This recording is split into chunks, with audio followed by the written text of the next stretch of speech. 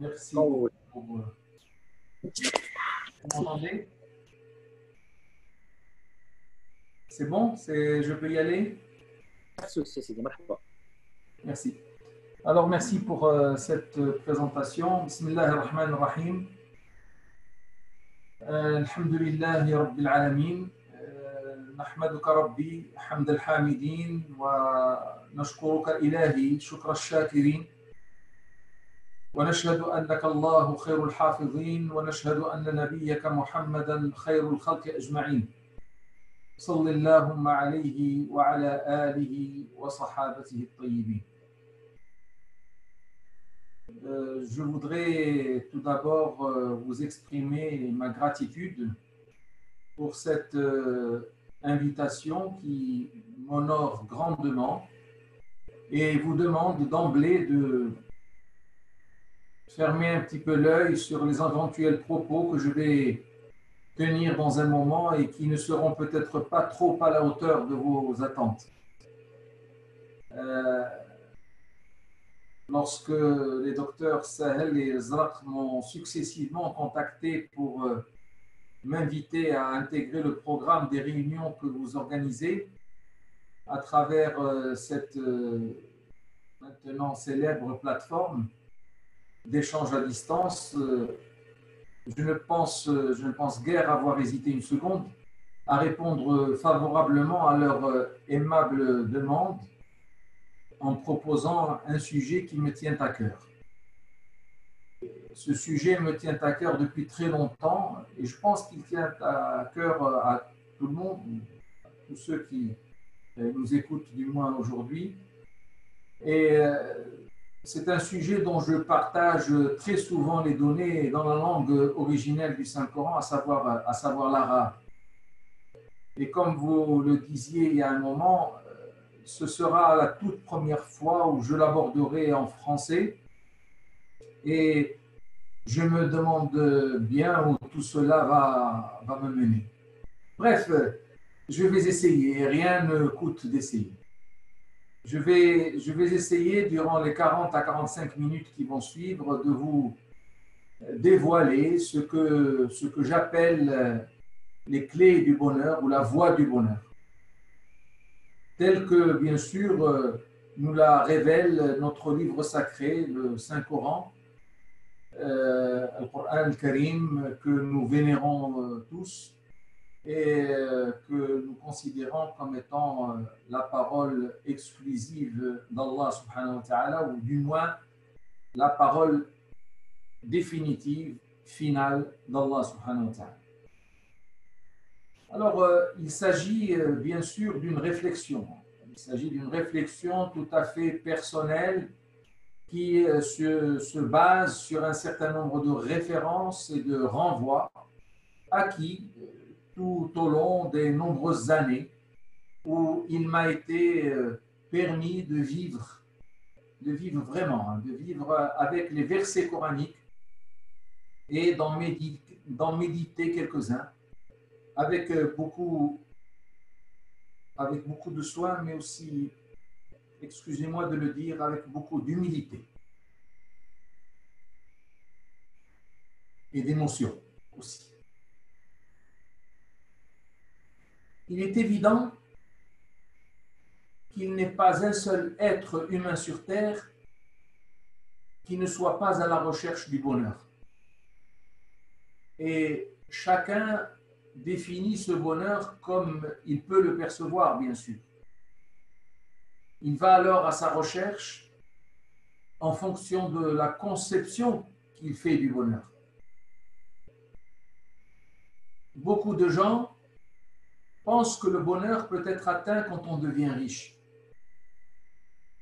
Alors elles passent leur vie à trimer, à se battre pour faire entrer dans leur poche ce qui, in fine, ne fait qu'alimenter la jalousie, la haine, pour, au bout du compte, ne rien obtenir de bien satisfaisant quand elles ne réussissent pas à atteindre leur objectif. Ou elles finissent par se rendre compte, après avoir obtenu ce qu'elles cherchaient, que la voie choisie n'était pas celle qu'il fallait vraiment suivre. Attention, là, je ne suis pas en train de dire que la richesse n'a rien à voir avec le bonheur. Loin de moi cette idée. L'argent acquis licitement et dans la légalité a une grande part dans la constitution de ce à quoi on aspire. Mais tout dépend après de ce que l'on en fait de cet argent. Alors ça, c'est le premier groupe que je donnerai comme exemple de recherche du bonheur. D'autres personnes estiment que le bonheur est dans la fondation d'une famille et avoir des enfants qui vont venir égayer le foyer fraîchement constitué. Elles font donc tout pour se marier, pour fonder un couple et œuvrent ensuite, tant bien que mal, à assurer la cohésion dans cette toute nouvelle cellule. Je me rappellerai toujours de cette définition singulière du mariage que j'avais lue il y a très très longtemps dans une bande dessinée de renommée et qui fait sourire. Cette définition dit qu'il s'agit, elle dit du mariage, qu'il s'agit d'une institution que l'on fonde à deux pour régler des problèmes qui n'auraient jamais vu le jour si la dite institution n'avait pas été créée. Encore une fois, attention, je ne suis pas en train de dire qu'il ne faut pas chercher à vivre avec son âme sœur. Loin de moi cette idée. C'est au contraire un moyen très intéressant de recherche du mieux-être et de la mise en œuvre du bonheur. Mais encore une fois, tout dépend de la manière avec laquelle on le gère et l'intention qu'on y met au moment de le contracter. Cette intention qu'on commence à trouver exceptionnellement dans nos milieux est une intention désintéressée, motivée par l'amour de l'autre et la volonté inconditionnelle de se mettre la main dans la main, vivre pour le meilleur et pour le pire. Ça, c'est l'image du mariage heureux qui va servir la cause pour laquelle nous sommes en train de disserter. Un troisième groupe de personnes va voir le bonheur au bout de la politique et l'accès aux postes clés du pouvoir. Laissons l'argent de côté, laissons la famille. Ces gens-là passent leur vie à se démener tant bien que mal et essaient par tous les moyens d'atteindre leur but, parfois au prix de concessions infinies et d'abandons itératifs des principes qu'ils ont si longtemps défendus, synonyme non plus de bonheur, mais de mal-être déconcertant.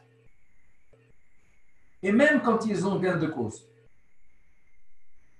ils ne tardent pas à se rendre compte amèrement que le vrai bonheur est ailleurs, et non dans la conquête du pouvoir, très souvent source de déboire.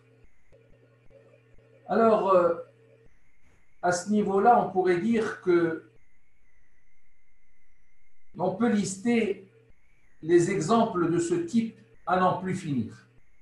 Et je suis persuadé que chacun de ceux qui m'écoutent actuellement a en tête un exemple de recherche du bonheur.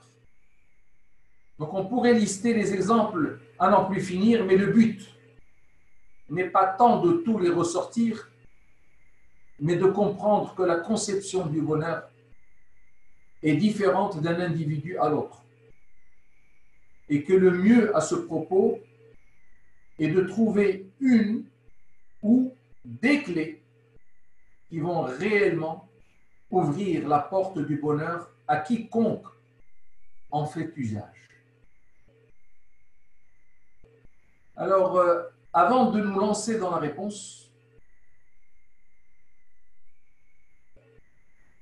à la question que nous avons posée, des clés du bonheur, faisons une toute petite analyse très très simple en préliminaire. Y a-t-il un malheur, je dis bien malheur, y a-t-il un malheur qui pourrait être aussi grand que celui de vivre en enfer ou dans un enfer, quel que soit cet enfer? La réponse est claire. Il est sûr que non. Or, il n'y a guère d'enfer plus terrifiant que celui promis par Dieu aux contrevenants à ses lois et préceptes.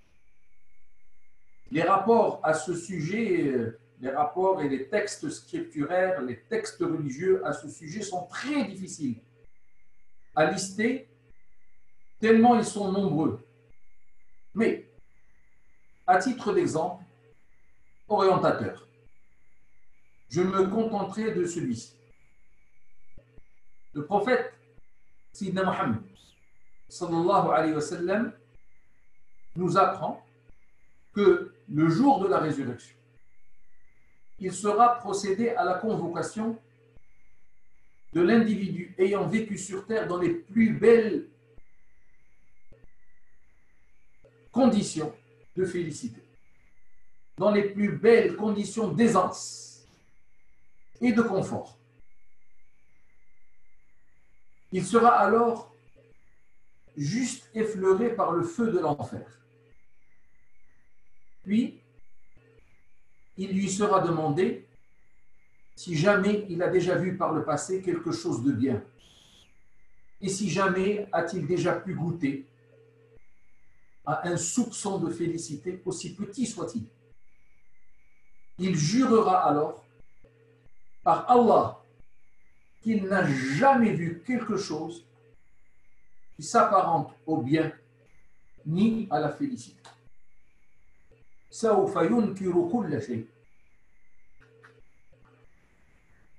Ensuite, la personne ayant eu le plus de malheur sur terre sera convoquée à son tour et il lui sera permis de jeter un coup d'œil dans le paradis. Et de la même manière, il lui sera demandé si jamais elle a déjà été mal à l'aise ou est-ce qu'elle a déjà été confrontée à un jour où un quelconque malheur ait pu l'atteindre. Comme la première personne, mais à l'opposé, elle jurera par Allah qu'aucun malheur ne l'a jamais atteinte et que jamais elle n'a été confrontée à la moindre adversité. Alors permettez-moi de vous donner la version originelle de ce hadith. Je vais la dire en arabe parce que ça a une autre connotation et ça pénètre mieux. C'est ma manière de voir les choses, ça pénètre mieux les cœurs. Sayyidina Muhammad sallallahu alayhi wa sallam dit dans ce hadith qui est authentique, un hadith rapporté par l'imam Muslim à Anas ibn Malik, radiyallahu anhu. Le prophète dit en substance yu'ta bi an'ami ahli ad-dunya min ahli an-nar yawm al-qiyamah فيصبغ في النار صبغة ثم يقال يا ابن آدم هل رأيت خيرا قط هل مر بك نعيم قط فيقول لا والله لا والله يا رب ويؤتى en deuxième lieu ويؤتى بأشد الناس بؤسا في الدنيا من أهل الجنة فيصبغ صبغة في الجنة فيقال له يا ابن آدم هل رأيت بؤسا قط هل مر بك شدة قط فيقول لا والله يا رب ما مر بي بؤس قط ولا رأيت شدة قط. Alors tout cela pourquoi faire? Tout cela pour dire, mes chers amis, que celui qui souhaite trouver le bonheur doit d'abord et avant tout se préoccuper de ce qui pourrait lui éviter éventuellement d'aller en enfer. Or, ce qui permet justement d'éviter une issue aussi malheureuse n'est autre que la foi en Allah subhanahu wa ta'ala. Et également le désir ardent de gagner la félicité du Seigneur qu'il a promise aux croyants pieux, pleins de vertus, plutôt que de se suffire des biens de ce bas monde et faire preuve d'arrogance à l'égard de ce qui nous vient de Dieu. Énumérons les causes qui mènent à la géhenne et ses affres. Dieu dit dans le chapitre de Jonas, Sorat Yunus, à hauteur des versets numéros 7 et 8, et je vous prie, avant de dénoncer ces versets, je vous prie de les prendre en note correctement parce que nous allons en avoir besoin pour la suite de l'exposé. Juste à la fin. Dieu dit إن الذين لا يرجون لقاءنا ورضوا بالحياة الدنيا واطمأنوا بها والذين هم عن آياتنا غافلون أولئك مأواهم النار أولئك مأواهم النار بما كانوا يكسبون. En voici la traduction. Certes, ceux qui n'aspirent pas à notre rencontre et n'y croient pas, se suffisant des plaisirs du bas monde, en toute quiétude, ceux en fait qui se montrent en permanence indifférents à nos signes, ceux-là auront le feu pour unique refuge en rétribution de ce qu'ils perpétraient. C'est tout comme pour expliquer que c'est l'impiété qui est à l'origine du non-profit des hommes, des signes qui leur sont envoyés par le Seigneur, et les plonge dans le dédain et l'indifférence qui finissent par les vouer au châtiment le plus fort, et donc, retenez-le, et donc au malheur le plus complet qui soit. C'est là le sort des négateurs et des autres opposants à la foi. 3 traits de caractère les distinguent et font d'eux de sérieux candidats au supplice final de la géhenne. Le premier trait de caractère est qu'ils ne croient pas au retour ultime vers Allah. Et de ce fait, ils ne pensent pas avoir à rendre les comptes de ce qu'ils peuvent commettre comme délit sur terre. Ça, c'est la première chose. La première raison pour laquelle ils vont ne pas être dans le bonheur. Deuxième chose, ils se complaisent dans leur vie terrestre et se satisfont, mal leur en prend, des plaisirs qu'elle leur procure, omettant au passage de penser à une vie ultérieure, meilleure, et de la mettre au premier rang de leur priorité. Deuxième trait de caractère. Troisième trait de caractère, ils ne donnent aucun crédit aux signes qui leur sont envoyés par Dieu et ne profitent donc pas des leçons qu'ils peuvent en tirer en matière de foi et de rapprochement vers le Seigneur et se mettre à l'abri de toute fin malvenue. À partir de là, nous allons commencer à parler de la voie du bonheur en disant que le premier pas vers le bonheur est d'éviter de tomber dans les dédales de l'incrédulité. Et rien de mieux que de croire en Allah. Excusez-moi, 2 secondes.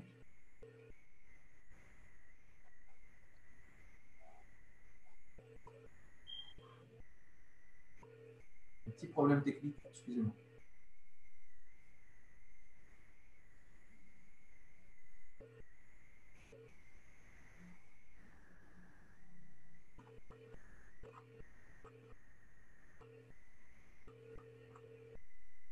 Donc je disais, excusez cette petite bourde, je disais que le premier pas vers le bonheur est d'éviter de tomber dans les dédales de l'incrédulité. Et rien de mieux pour cela que de croire en Allah et de s'inscrire au plus tôt dans le registre de la réalisation des actions pies, le contraire de impies. Dans le registre, de s'inscrire dans le registre de la réalisation des actions pies et donc de la bienfaisance, al-ihsan. C'est là le seul et unique moyen d'assurer son entrée au paradis céleste et donc de vivre le bonheur absolu. Vous allez me dire que je suis en train de parler du bonheur dans l'au-delà. Non, je suis en train de parler du bonheur ici-bas et de la voie qui va nous y mener. Car en effet,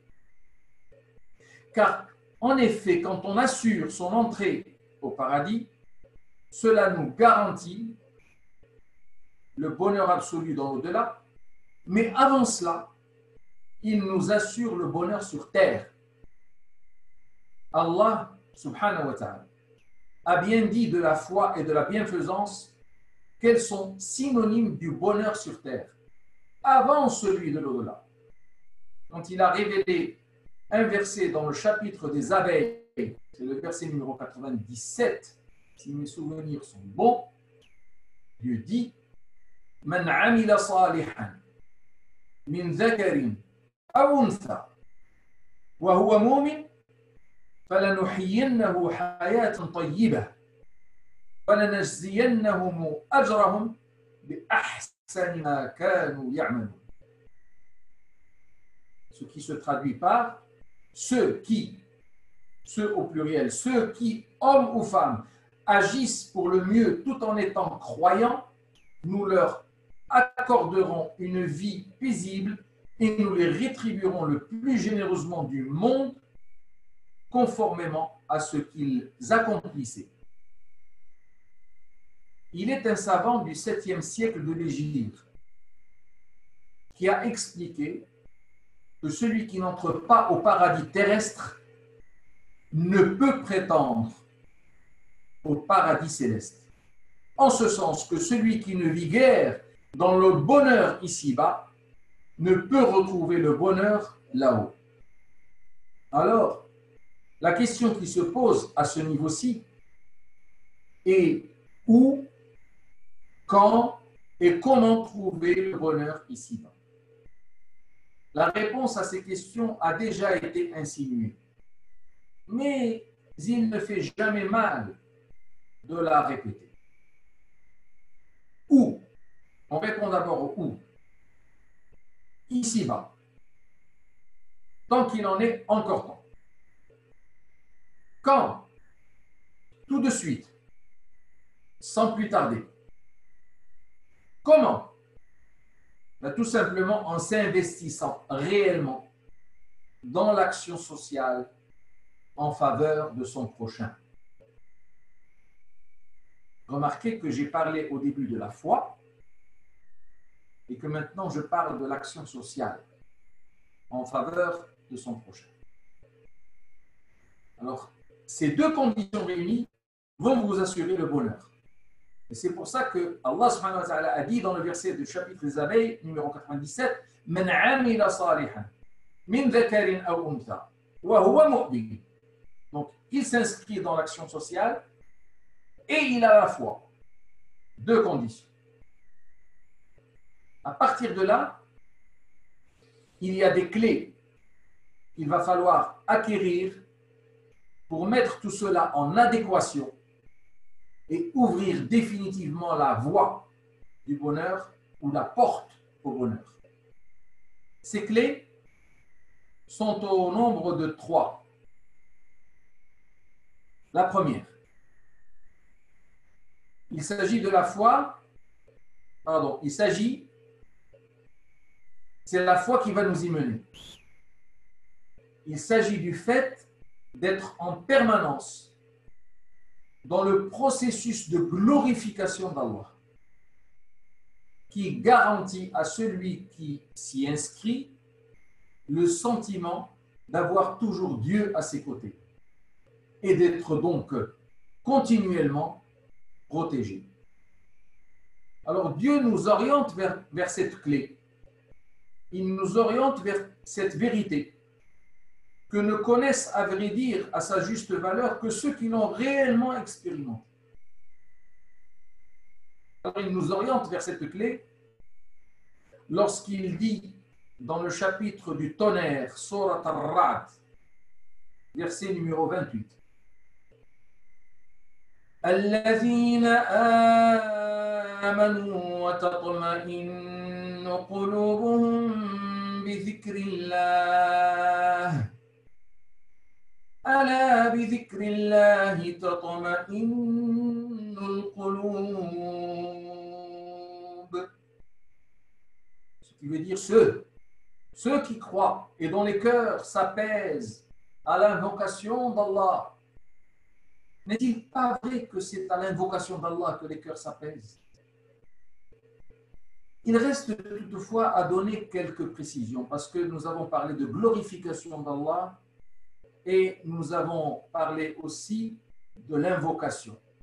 C'est ce que nous appelons en arabe dhikrullah.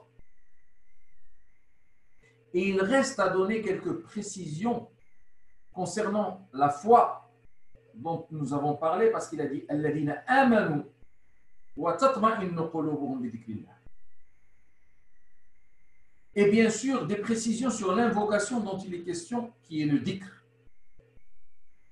La foi dont parle ce verset est celle bien connue de tout le monde. C'est la foi en Allah et en tout ce qu'il a bien voulu nous donner comme information. Elle comporte de ce fait la foi dans les anges, dans les écritures saintes et tous les messagers qu'Allah subhanahu wa ta'ala a envoyés, ainsi qu'au jour dernier, et en la reddition des comptes, l'hisab, qui va ponctuer le jour dernier, et bien sûr, la foi en la destinée, al-qadar, telle qu'elle est décidée par Allah, khayrihi wa sharrihi, hulwihi wa murrihi, comme il a été dit par ailleurs par le prophète sallallahu alayhi wa sallam. L'invocation qui nous préoccupe, ça c'est la foi. Ensuite, il y a dhikr. Le dhikr auquel mène la foi. Cette invocation qui nous préoccupe revêt plusieurs formes et visages. Je m'imagine que l'invocation au chapelet, Sveh, vient en premier à l'esprit. Mais si tel est le cas, il ne faut surtout pas s'imaginer qu'elle soit réduite à ce seul et unique aspect. Bien sûr, je suis conscient qu'il est très gratifiant de procéder à cette invocation. Et il y a des textes religieux qui nous prouvent que c'est très gratifiant. Je suis très conscient du degré de sérénité que génère cette action. Dhikrullah. Chez celui qui la pratique. Mais encore plus belle est cette invocation, ce dhikr, qui prend le visage d'un souvenir permanent. Dhikrun mutawasil, laissant le croyant fidèle vivre avec Allah dans et au cours de tous ces états. Allah est avec moi en permanence. C'est cet état d'esprit qui m'intéresse. Rien ne parvient à distraire le fidèle de la présence divine à ses côtés. Chaque fois qu'il accomplit un acte ou prononce un mot, il est conscient qu'Allah est avec lui. Comme disait l'imam Sahl ibn Amr, rahimahullah, Allahu ma'i, Allahu shahidi, Allahu nadhiri. Dieu est avec moi, Dieu me regarde, Dieu m'observe. Alors il est conscient, le fidèle est conscient qu'Allah est avec lui. Et sa pudeur, al-haya, l'empêche alors de pécher ou de dire le moindre propos blessant ou sacrilège. C'est là la première clé du bonheur. La glorification d'Allah, dhikrullah. Être constamment connecté au divin et n'agir que lorsqu'on sait que l'on est en concordance totale avec les enseignements dont Dieu a bien voulu nous combler. Cette forme d'invocation divine, vous allez me dire, mais où êtes-vous allé la chercher? Elle est évoquée et mise en avant avec éloge de ceux qui la pratiquent dans le verset numéro 135 du chapitre de la famille d'Amram, Surat Al-Imran, lorsque Dieu dit, et écoutez bien, وَالَّذِينَ إِذَا فَعَلُوا فَاحِشَةً أَوْ ظَلَمُوا أَنفُسَهُمْ ذَكَرُوا اللَّهَ. C'est de ça que je parle. ذَكَرُوا اللَّهَ فَاسْتَغْفَرُوا لِذُنُوبِهِمْ وَمَنْ يَغْفِرُ الذُّنُوبَ إِلَّا اللَّهُ وَلَمْ يُصِرُّوا عَلَى مَا فَعَلُوا وَهُمْ يَعْلَمُونَ.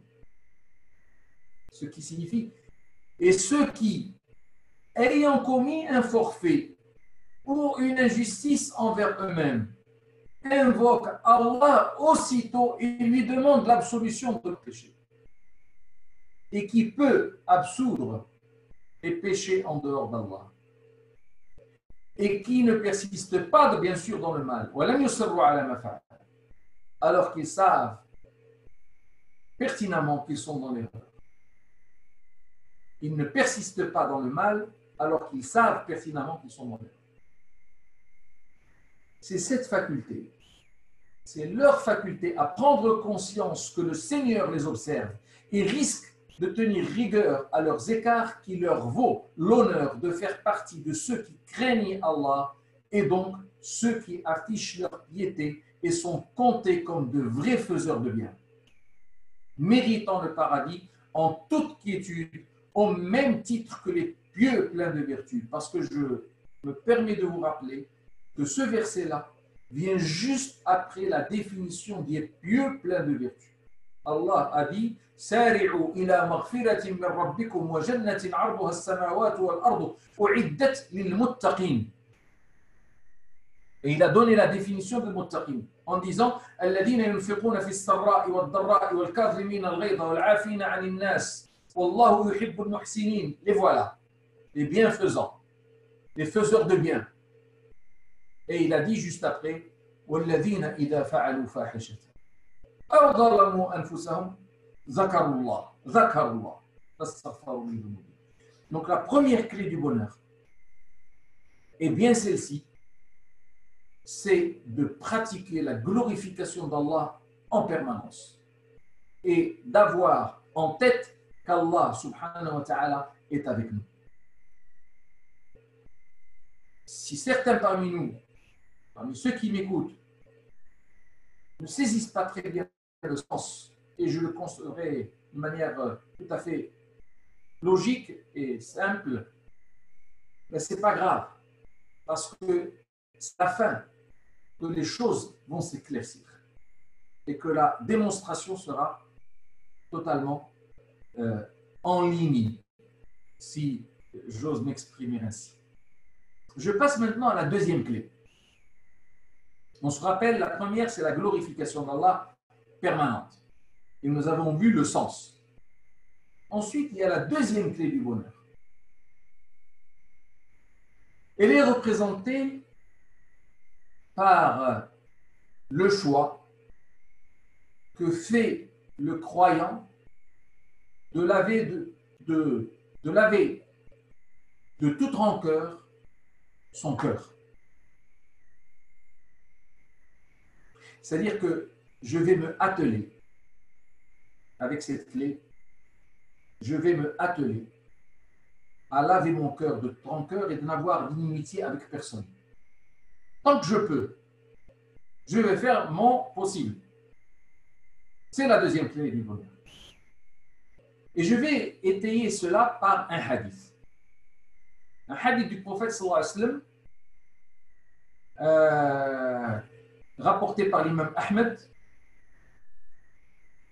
à Anas ibn Malik radiyallahu anhu. Ce hadith relate très bien cet état d'esprit en mettant en avant le degré de bonheur de quiconque s'arme de cet état d'esprit et en fait une raison de vivre. C'est-à-dire que je vais faire de ma raison de vivre, je vais faire une de mes raisons de vivre, le fait de n'avoir d'inimitié avec personne, de vivre en paix avec tout le monde. C'est une clé du bonheur. Anas ibn Malik rapporte en effet que le prophète sallallahu alayhi wa sallam leur a dit un jour, alors qu'ils étaient réunis quelque part, qu'un individu, lauréat du paradis, allait franchir la porte du lieu de leur réunion. Pénétra alors un médinois, pas connu de tout le monde. Son visage était mouillé par les ablutions qu'il venait de faire et il portait ses chaussures à la main gauche, sur son épaule. Vous allez me dire, qu'est-ce que c'est que ça? L'astuce, c'est que cette scène-là, que je viens de décrire, se répète 3 jours de suite. Et ce qui est curieux et singulier, c'est qu'elle se répéta avec la même personne. À chaque fois, le prophète leur disait, quelqu'un va rentrer, il est lauréat du paradis, il va rentrer par cette porte-là, et c'est la même personne qui revient. Ceci éveilla la curiosité d'un autre compagnon, qui alla très vite à son compte pour savoir qu'est-ce qu'il fait de si beau pour mériter une telle prédiction. Et ça en vaut la peine de savoir.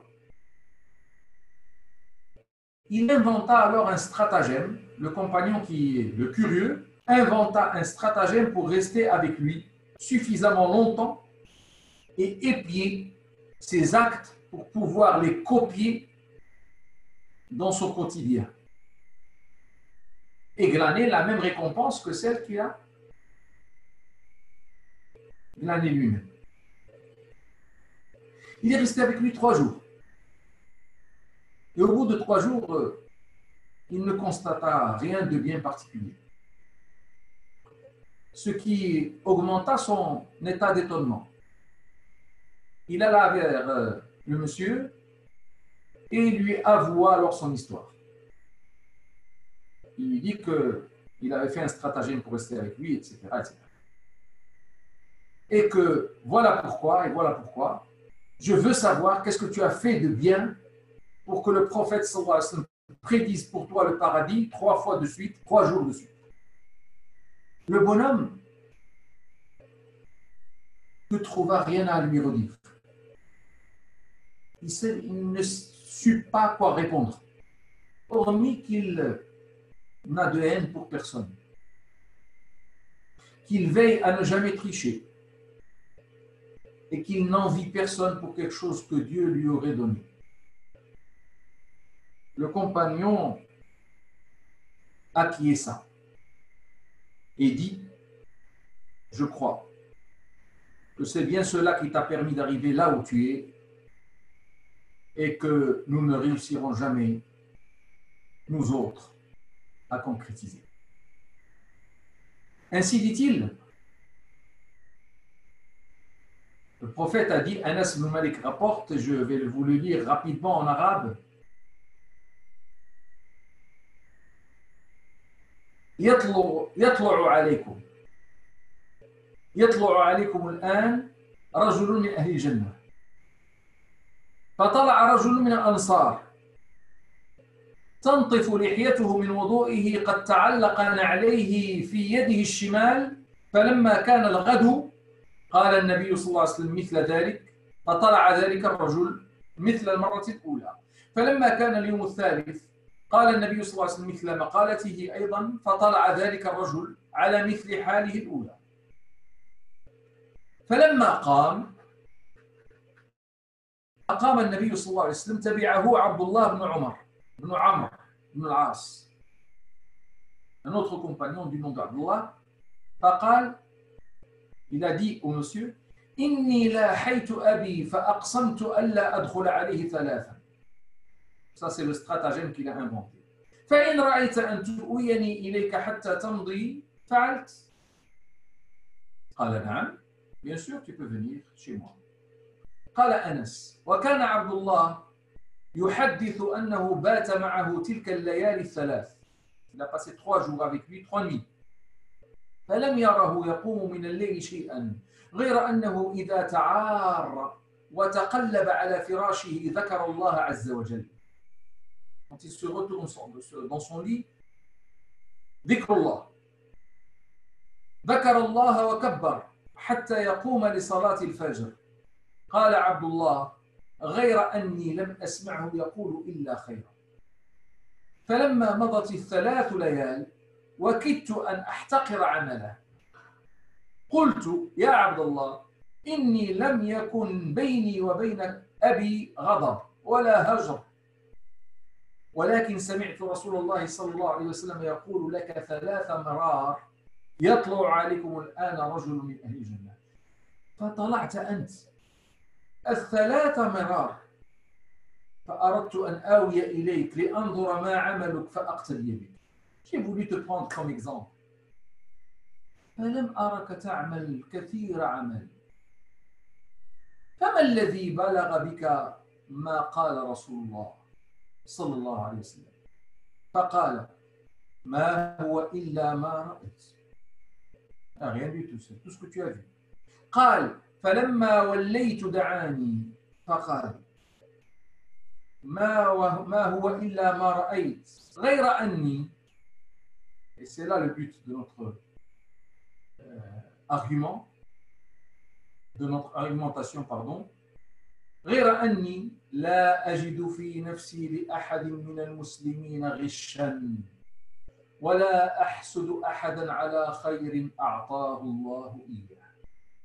فقال عبد الله بن عمرو بن العاص هذه التي بلغت بك وهي التي لا نطيق.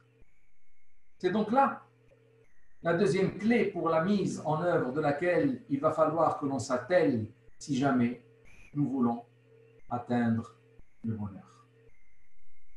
Je la résume. Être en paix avec soi-même, être en paix avec son prochain et abandonner tout préjugé négatif à son égard. Cela permet à l'individu de vivre en paix avec soi et de n'avoir aucune appréhension qui viendrait noircir l'horizon devant elle, devant la personne. C'est autrement dit une placidité totale et un altruisme exemplaire qui confère à la personne une vie paisible, loin de toute adversité malsaine.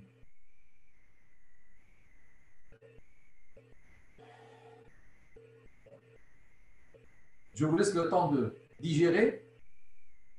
1. Dhikrullah. 2. Laver son cœur de toute rancœur. 3. La troisième clé du bonheur est d'une toute autre nature. Il s'agit d'un comportement qu'il va falloir adopter lorsque l'on est confronté aux événements douloureux qui émaillent notre vie de tous les jours. Parce qu'il est clair que nous sommes tous confrontés à des éléments douloureux. Mais on peut les vivre dans le malheur et on peut les vivre dans le bonheur. Alors ces événements douloureux émaillent notre vie de tous les jours, donnant ainsi le patient, excusez la déformation professionnelle, le patient, la personne. La personne qui va avoir ce comportement va toujours donner la priorité au regard positif et serein avec tout ce qui peut lui arriver. Et c'est cet état d'esprit de résignation positive dont seul le fidèle croyant a la capacité d'extérioriser. C'est cet état d'esprit qui nous intéresse comme clé du bonheur. Après nous avoir invités à agir avec endurance et en faisant appel à la prière, Allah subhanahu wa ta'ala se lance dans des propos élogieux à l'adresse des endurants et dit dans le chapitre de la génisse un verset ou deux versets que tout le monde connaît à merveille. وَبَشِّرِ الصَّابِرِينَ وَبَشِّرِ الصَّابِرِينَ الَّذِينَ إِذَا أَصَابَتْهُم مُّصِيبَةٌ قَالُوا إِنَّا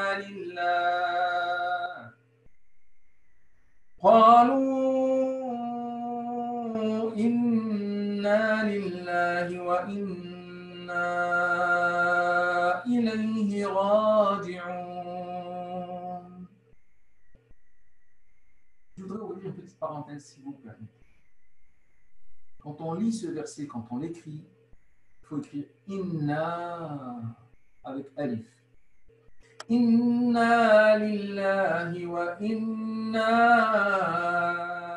ilayhi raji'un. Parce qu'on voit fréquemment revenir sur les réseaux sociaux, sur le téléphone, Inna, après le décès d'une personne, Inna lillahi wa inna ilayhi raji'un. Non, c'est Inna lillahi wa inna ilayhi raji'un.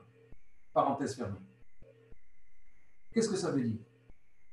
Fais donc la bonne annonce aux endurants qui, aussitôt qu'un malheur les atteint, déclarent « Certes, nous appartenons à Allah et c'est vers lui que nous retournerons et que se fera notre retour. » La caractéristique pi de l'endurant est de s'en remettre totalement à Dieu quelles que soient les variables qui le tourmentent ou le chagrinent. Il peut parfaitement être triste, mais jamais il ne montrera d'exaspération vis-à-vis du sort auquel il fait face. Quand bien même serait-il difficile à contenir le sort. Le prophète sallallahu alayhi wa sallam est le meilleur exemple. Le prophète qui fut la personne la plus heureuse au monde. Il n'y a pas une seule personne qui ait été comblée par Allah subhanahu wa ta'ala comme Sayyidina Muhammad sallallahu alayhi wa sallam. Et ça pourrait faire l'objet d'une conférence à part. Le prophète qui fut la personne la plus heureuse au monde et la plus comblée, nous en a donné un exemple des plus éloquents. Un exemple éloquent de réaction responsable au malheur, et ce, le jour où il dut affronter le décès d'Ibrahim, le dernier de ses enfants de sexe masculin.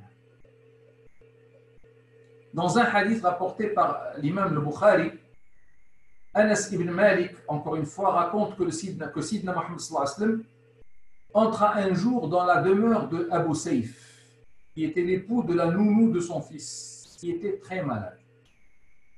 Il trouva celui-ci, c'est-à-dire Ibrahim, en train de rendre l'âme.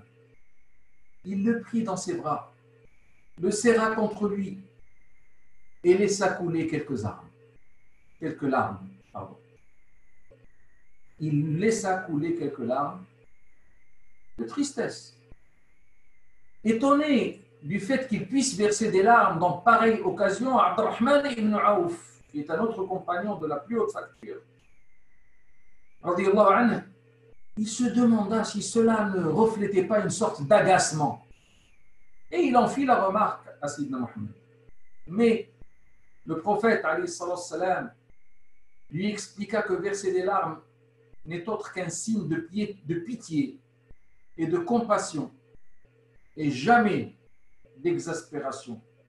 L'exaspération se traduit par des cris, par des paroles qui trahissent le sentiment de révolte, ce qui n'était pas le cas chez le prophète sallallahu alayhi wa sallam. Il précisa ensuite, certes, l'œil verse des larmes, le cœur est plein de chagrin, mais nous ne disons que ce qui satisfait notre Seigneur, et il est vrai que nous sommes très sensibles à ton départ, ô Ibrahim. العين تدمع والقلب يخشع ولا نقول إلا ما يرضي ربنا وإنا لفراقك يا إبراهيم لمحزونون إنا لله وإنا إليه راجعون. Pour prouver sa foi, le musulman est invité à montrer sa bravoure et son courage devant toute malédiction qui s'abattrait sur lui. Il devrait et il doit s'initier à ne jamais prononcer de mots compromettants, trahissant son exaspération devant le sort qui se trouve être le sien. Certes, il ne lui est pas interdit d'éprouver de la tristesse. Il ne lui est pas interdit de verser des larmes quand un malheur, aussi minime soit-il, vient le contrarier. L'islam ne va jamais à l'encontre de la nature de l'être humain. Et Dieu, qui est son créateur, connaît parfaitement les limites de cet être humain. Il ne peut donc lui tenir rigueur de quelque chose qu'il n'est pas en mesure de contrôler. D'ailleurs, il nous a bien expliqué dans le dernier verset de ce chapitre qu'il n'impose à quiconque que ce dont il est réellement capable. Dieu dit à la fin du chapitre de la Génisse, Surat al-Baqarah, La yukallifu Allahu nafsan illa wus'aha. Allah n'impose rien à quiconque qui soit au-dessus de ses moyens. Toutefois, Allah n'admet pas du sujet qu'il puisse se révolter, qu'il puisse se mettre à lâcher des monstruosités du genre qu'ai-je fait au bon Dieu pour mériter tout cela? Car ces monstruosités sont blasphématoires. Il s'agit d'un blasphème. Car elles sont de nature à vexer le Seigneur. En ce sens qu'elles tendent à l'accuser d'injustice, alors que soit-il glorifié, il incarne une probité qui ne supporte pas la défaillance. C'est une probité infaillible. Le croyant se doit de se convaincre que tout ce qui se produit dans notre univers est parfaitement justifié et ne constitue que le fruit exclusif de la sagesse et de la subtilité divine. Et c'est là, entre autres, appelé à saisir vraiment cette notion de mise de toute confiance en Allah que l'on nomme en arabe. Autrement dit, rien dans ce monde n'est le fruit du pur hasard, mais bel et bien le résultat d'une mise en jeu hautement précise, hautement bien étudiée, de facteurs, la mise en jeu de facteurs que l'on ne voit pas, mais qui sont néanmoins influents et qui ont été préalablement sélectionnés par Allah et qui ne font pour ainsi dire de cadeau à personne. Il s'agit, comme qui dirait, de lois et de préceptes universels qui entrent en ligne de compte de manière mathématique et qui ne supportent donc pas la moindre erreur. Et c'est ce qui, nous semble-t-il, donne un sens utile à la vie sur Terre. Parce qu'il y a des gens qui se posent la question, et pourquoi il y a des malheurs sur Terre? Pourquoi il y a des catastrophes? Pourquoi on perd des êtres chers? Ainsi de suite. Ainsi, tout le monde se trouve logé à la même enseigne et aucune place n'est laissée au favoritisme. En effet, sans préjuger de la foi de l'individu, ce sera à qui jouera le mieux. A priori, il n'existe aucune différence entre fidèle et infidèle lorsqu'il s'agit de mener à bien un projet sur Terre. On voit bien des gens qui n'ont pas la foi et qui réussissent quand même. Et dans des gens qui ont la foi et qui ne réussissent pas. Celui qui réussit n'est pas nécessairement celui qui a la foi, mais celui qui use des facteurs de réussite dans les meilleures proportions. Et là, nous sommes en train de parler d'une clé à part. Après, nous allons l'associer à la foi, bien sûr. Le défi pour l'être humain est donc de parvenir à respecter l'équilibre d'influence de ces facteurs, car s'il réussit à le faire, ou au moins à suffisamment s'en rapprocher, tout ira pour le mieux. Surtout, bien sûr, surtout si l'individu en question se trouve être croyant et s'en remet à Allah, car dans ce cas-là, il bénéficie en plus d'un coup de pouce divin, entre guillemets bien sûr, sans faire de comparaison matérielle. Et c'est là où surgit cette notion de communion avec Allah subhanahu wa ta'ala que nous avons citée comme étant la première clé du bonheur et que l'on retrouve curieusement dans le verset numéro 151, oui, c'est le 151 ou 152, 151, juste avant celui de l'appel à l'endurance que nous sommes actuellement en train d'analyser. Donc, nous venons de parler de Bashir as-sabirin alladhina idha asabathum musibah, et le verset 151, ça c'est le verset 154 ou 155, le verset 151 dit Fadhkuruni adhkurkum washkuruli wa la takfurun. Souvenez-vous de moi, je ne vous négligerai point, c'est-à-dire je serai toujours avec vous. Soyez aussi obligés envers moi et ne faites surtout pas preuve d'ingratitude à mon égard. Aussi, lorsqu'un malheur survient ou quand une malédiction semble poursuivre quelqu'un, cela ne peut être que le résultat d'un déséquilibre dans la mise en jeu des 10 facteurs dont nous avons parlé tout à l'heure. Abstraction faite des dimensions. Pas commencer à parler des petits malheurs, des petits... Non, c'est tout. Abstraction faite des dimensions et dont le seul responsable n'est que l'homme lui-même. Cette notion aussi mérite d'être étayée pour davantage de clarté. Dieu révèle en effet dans le verset numéro 41 du chapitre des Romains, Surat al-Rum, il dit « Zahara al-fasad fil barri wal bahr ». Pourquoi? « Bima kasabat aydin nas liyudhiqahum ba'd alladhi amilu la'allahum yarji'un ». La corruption est apparue sur terre et dans les mers en raison de ce que les gens ont accompli de leur propre chef.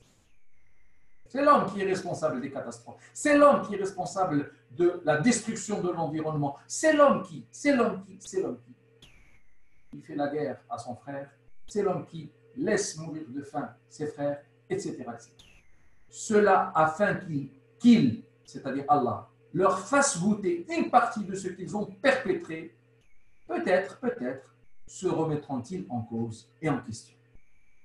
Il n'y a donc pas lieu pour l'être humain de crier au scandale lorsqu'un malheur s'abat sur lui, car il a toujours une part de responsabilité dans ce qui lui arrive. Le mieux pour lui, plutôt, serait de savoir contenir ses émois et s'en remettre à Dieu et à lui seul.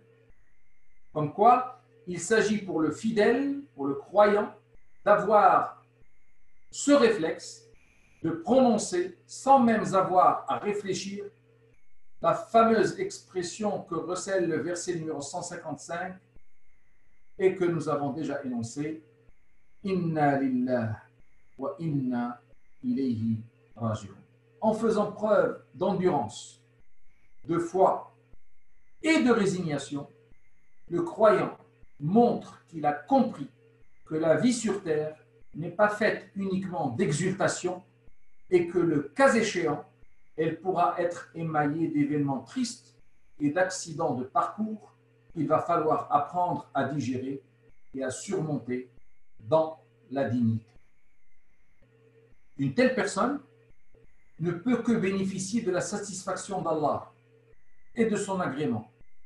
Allah lui octroie alors de façon quasi systématique ses bénédictions ainsi que sa mansuétude assortie d'une miséricorde sans fin, car décidément, elle a prouvé à personne qu'elle a bel et bien fait le choix de la voie du salut que nous recherchons et qu'Allah lui a si ardemment conseillé d'emprunter. Citant leur précieuse rétribution après cet acte de bravoure et de contenance de l'émoi, Dieu dit de ce type d'individu « Ulaika alayhim salawatun min rabbihim wa rahmah wa ulaika humul muhtadun » Ceux-là reçoivent des bénédictions de leur Seigneur ainsi que miséricorde et ceux-là sont les bien guidés. Comme pour signifier que pour être inscrit dans les rangs des bien guidés, il faut absolument savoir se résigner. Troisième clé, la résignation. Il faut absolument savoir se résigner et s'en remettre à Dieu quand un malheur nous atteint. Dans ces conditions, Allah s'empresse de bénir l'individu en question et l'entoure volontiers de sa grande miséricorde. Bien sûr, et sans que cela ne soit précisé dans le verset, on peut déduire que, par opposition, ceux qui ne font pas preuve d'une pareille clairvoyance et se retrouvent souvent en train de se révolter contre Dieu ne peuvent que susciter le courroux divin et avant cela le malheur sur terre et une vie pleine de tristesse. C'est donc là la troisième clé du bonheur qui va me mener à la fin de ma démonstration. Et je n'en ai plus pour très longtemps. Je sais pertinemment que beaucoup parmi nous, je l'ai déjà dit, ont pu se perdre dans mon raisonnement. Tellement il fut long et plein de rebonds et de rebondissements.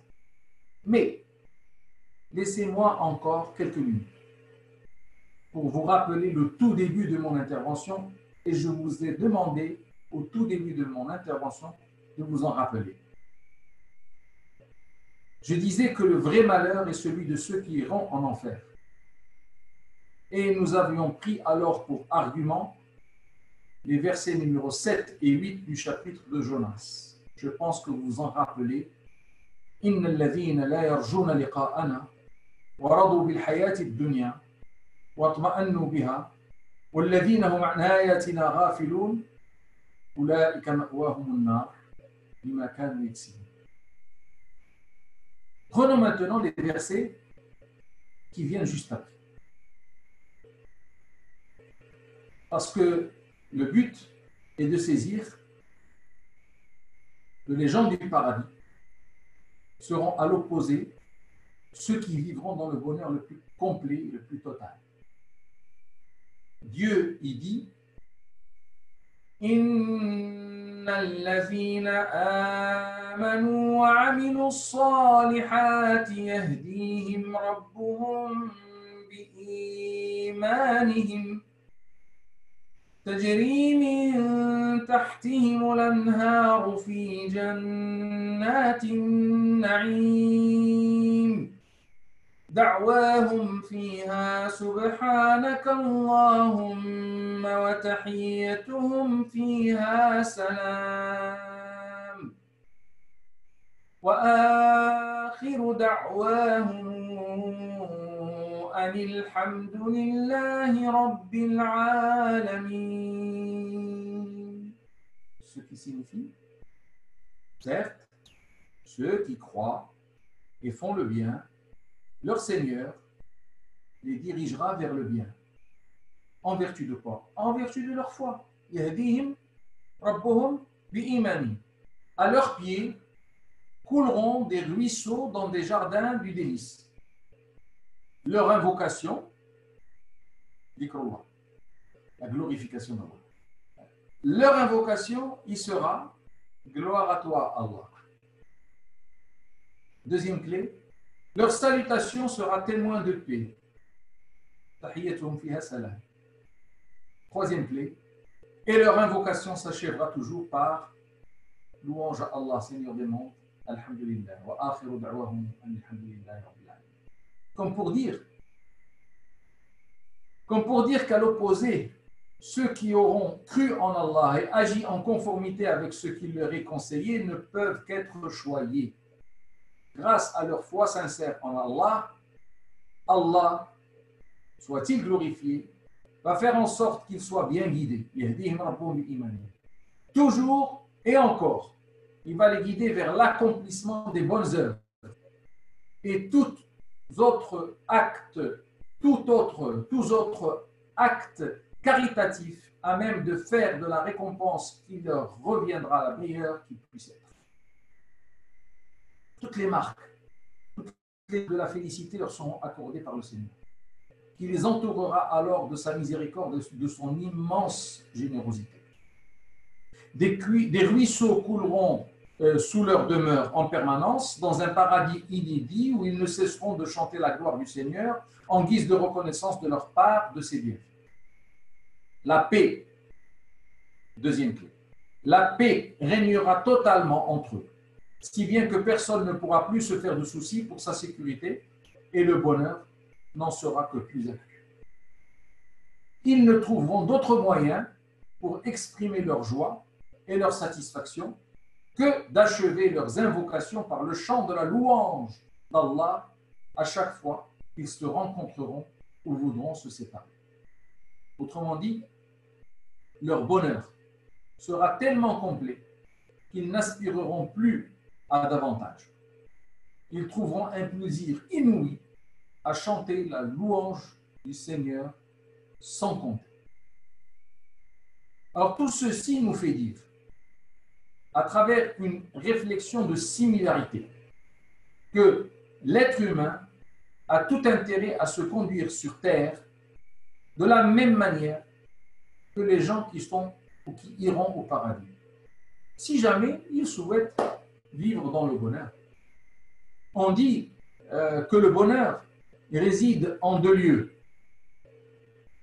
Un cœur qui se contente de ce qu'il possède et un esprit tranquille vis-à-vis de ce qu'il subit ou ce qui lui arrive.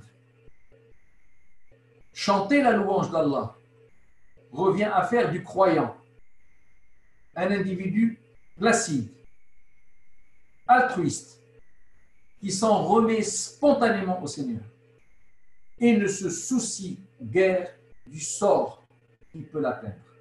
Car, convaincu que son maître ne peut, c'est-à-dire Allah, ne peut lui réserver qu'un sort des plus favorables. En d'autres termes, si la voie du bonheur passe par ces traits de caractère, il y va de l'intérêt de l'être humain de veiller à les concrétiser déjà ici-bas afin d'accéder au bonheur du paradis avant même d'y aller.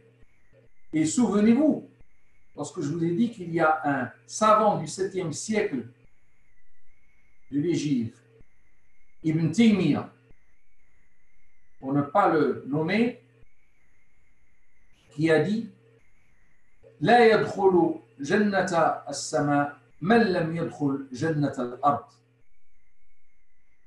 Et donc, à l'opposé, il n'a aucun intérêt, le croyant, à prendre ses distances par rapport à Dieu et lui témoigner dédain, car cela ne peut que lui être fatal, en ce sens qu'il ne récoltera que peines et tourments.